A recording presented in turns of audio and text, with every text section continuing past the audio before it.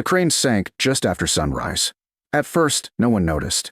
The machine was already positioned near the edge of the construction site. Its massive boom extended over a half-finished foundation where concrete forms were being set. It was a heavy machine, nearly 100 tons with the counterweights attached, designed to lift steel beams, concrete slabs, and anything else the job required.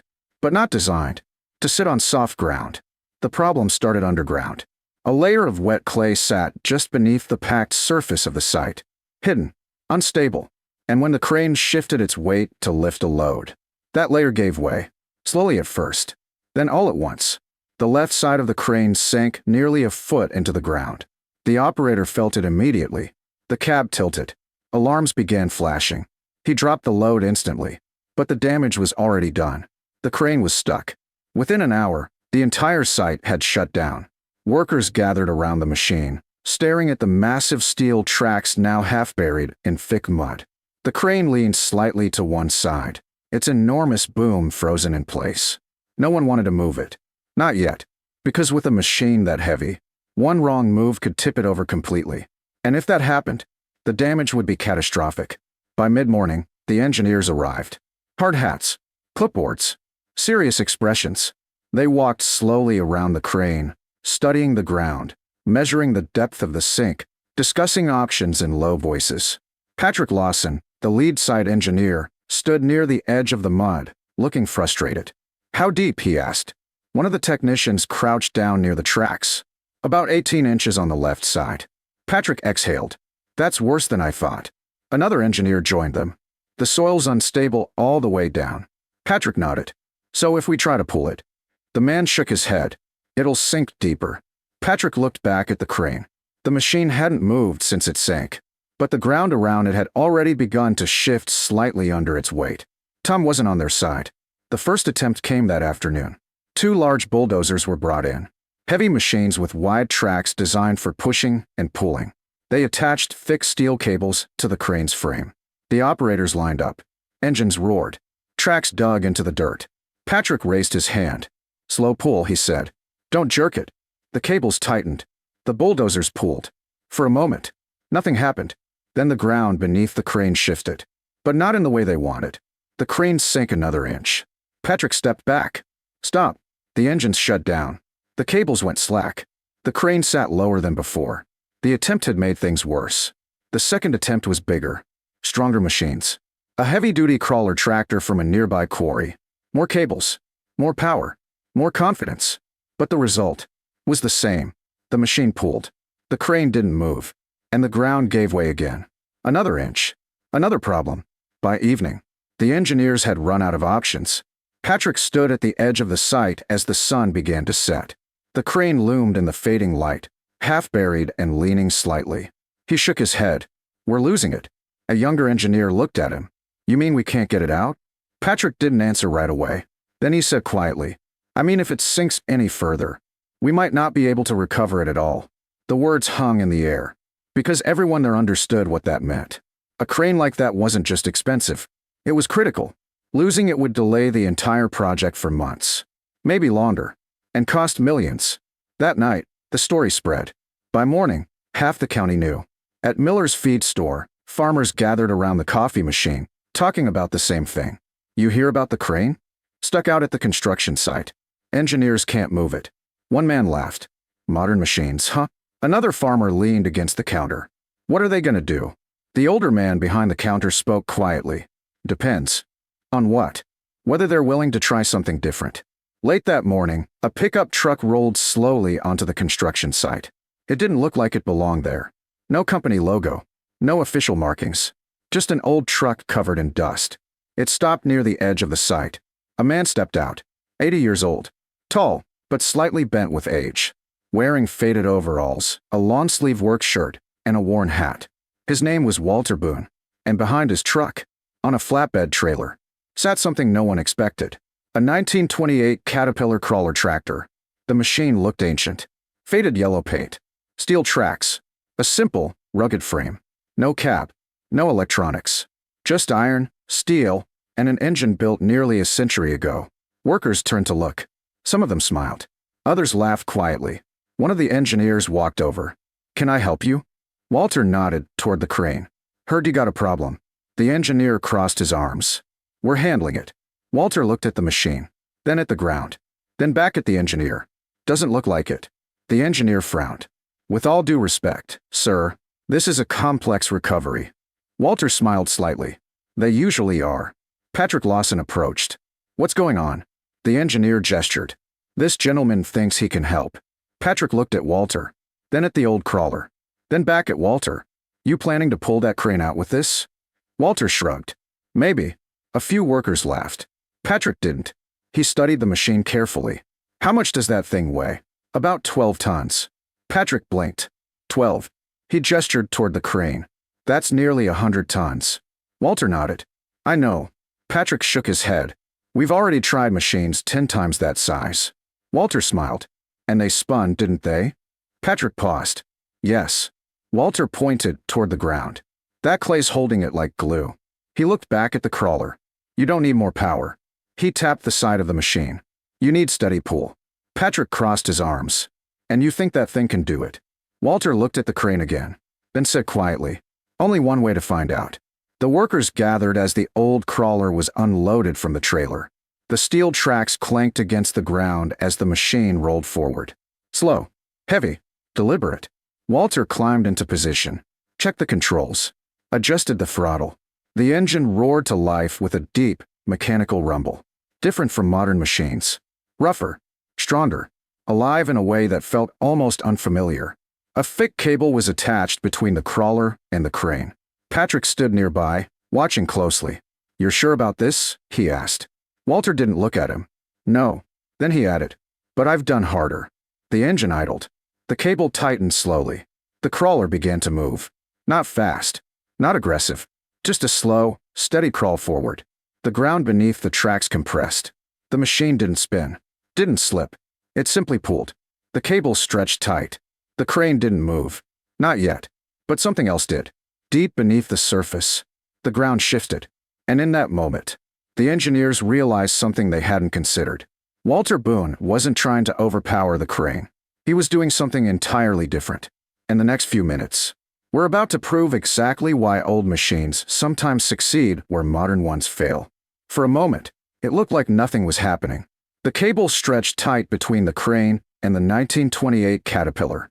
The old crawler moved forward inch by inch, its steel tracks pressing deep into the packed dirt.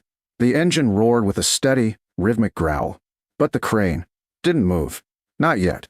Patrick Lawson stood at the edge of the mud, watching closely. He had seen powerful machines fail all day. Bigger machines. Stronger machines. Machines designed for this exact kind of work. And none of them had done anything except make the situation worse. So when the old crawler began pulling, he expected the same result. Nothing. Or worse. More sinking. But Walter Boone wasn't pulling the way the others had.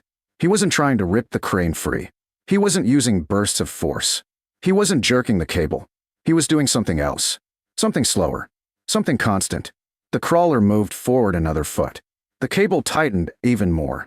A low creaking sound came from somewhere beneath the crane. Patrick frowned. Did you hear that? One of the engineers nodded. Yeah. They both leaned forward. The ground around the crane shifted slightly. Not sinking. Not collapsing. Shifting. Walter adjusted the throttle just slightly. The engine deepened its tone. The crawler didn't speed up. It just pulled harder. Steady. Unbroken. The cable vibrated under tension. Then, a sharp cracking sound echoed from the mud. Several workers stepped back instinctively. What was that? Patrick's eyes locked on the crane tracks. Watch. The left side of the crane, the side buried deepest, moved. Just a fraction. Barely noticeable. But it moved. The entire crowd felt it. A ripple of murmurs spread across the site. It moved. I saw it. No way. Walter didn't react. He kept the crawler moving. Slow. Controlled. Relentless. The key wasn't strength. It was pressure. Constant pressure. The kind that didn't give the ground time to tighten. The kind that slowly broke the suction holding the crane in place. Every second the crawler pulled. The clay beneath the crane loosened. Tiny fractures formed deep underground. The grip that had trapped the machine began to weaken. Another crack. Then another. The crane shifted again. This time a full inch. Patrick took a step forward. It's working. The younger engineer beside him shook his head. That's impossible. Patrick didn't answer. Because he was watching something he had never seen before. Not like this. Not from a machine that old. The crawler pulled forward another few feet. The cable remained tight. The crane creaked loudly now. Mud began sliding away from the tracks. Small chunks breaking loose. The left side lifted slightly. Not enough to free it, but enough to change everything. Because once the crane started moving, the hardest part was over. Walter leaned forward slightly, his eyes fixed on the machine behind him. He adjusted the throttle again. The engine responded with a deeper, stronger rumble. The crawler didn't stop, didn't hesitate, didn't struggle. It just kept pulling, and the crane followed. Another inch, then another. The ground released its grip in slow, tearing sounds. Mud peeled away from the steel tracks. The suction that had held it down for hours was breaking. The crowd grew louder now. Workers stepped closer. Engineers watched in disbelief. One of them whispered, "How is that thing doing this?" Patrick answered quietly, "It's not fighting the ground." He pointed toward the crawler. "It's working with it." The crane shifted again, this time more noticeably. Nearly 6 inches. The left track rose higher. Mud spilled from beneath it. The machine tilted slightly, then leveled. The right side began to move as well. And suddenly, the entire crane lurched forward. A deep, wet suction sound echoed across the site, like something being pulled free from deep underground. The crowd gasped. "That's it. Keep going." Walter didn't rush. Didn't celebrate. He kept the crawler moving at the same steady pace. Because he knew, the last part was just as important. If he pulled too fast now, the ground could collapse again. The crane could sink again. So he didn't change a thing. Just steady pressure. Constant motion. Foot by foot. The crane came free. The tracks emerged from the mud. Heavy, coated in thick clay, but no longer trapped. Finally, after nearly 15 minutes of slow pulling, the crane rolled onto solid ground. Completely free. The crawler stopped. The cable went slack. And for a moment, no one said anything. Then the site exploded. Cheers. Shouts. Laughter. Workers clapped. Some shook their heads in disbelief. Others just stood there staring at the two machines. The modern crane, and the 97-year-old crawler that had just saved it. Patrick walked toward Walter as the old farmer shut down the engine. The machine settled into silence. Steam and heat rising from the engine block. Patrick extended his hand. "I owe you an apology." Walter climbed down slowly. "For what?" Patrick gestured toward the crawler. "I didn't think that thing stood a chance." Walter smiled slightly. "Most people don't." Patrick shook his hand. "You just saved us millions." Walter shrugged. "Just pulled a machine." The engineers gathered around the crawler now, examining it, studying it, trying to understand what they had just seen. One of them asked, "How much horsepower does this thing even have?" Walter chuckled. "Not much." The engineer blinked. "Then how did it do that?" Walter tapped the steel track with his boot. "Weight and grip." Then he pointed toward the crane. "And patience." Patrick nodded slowly. "No wheel spin." Walter shook his head. "Nope. Just constant pull." Walter smiled. "Exactly." The sun was beginning to set by the time the site returned to normal. Workers went back to their tasks. The crane was inspected and repositioned. The project was back on track. But the conversation had changed. Because everyone there had witnessed something unexpected. Something that didn't fit the usual logic of bigger and better. Later that evening, the story spread across Red Valley. At Miller's feed store, the same group gathered again. "You hear about the crane?" Old crawler pulled it out. "No way." 1928 Caterpillar. The older farmer behind the counter smiled quietly. "Told you." Back at his farm, Walter Boone parked the crawler under the same shed where it had sat for decades. The engine ticked softly as it cooled. He climbed down slowly, ran his hand along the side of the machine, then stepped back. The crawler looked the same as it always had. Old, worn, simple, but still working, still proving itself. The next morning, Patrick Lawson stood at the edge of the site looking out across the ground where the crane had been stuck. The marks were still there, deep impressions in the earth. A reminder of what had happened. One of the younger engineers walked up beside him. "You thinking about what happened yesterday?" Patrick nodded. "Yeah." The engineer looked toward the crawler tracks, still visible in the dirt. "I still don't get it." Patrick smiled slightly. "I do." The engineer raised an eyebrow. "How?" Patrick looked out across the site. "Because we were trying to overpower the problem." He paused. and he solved it.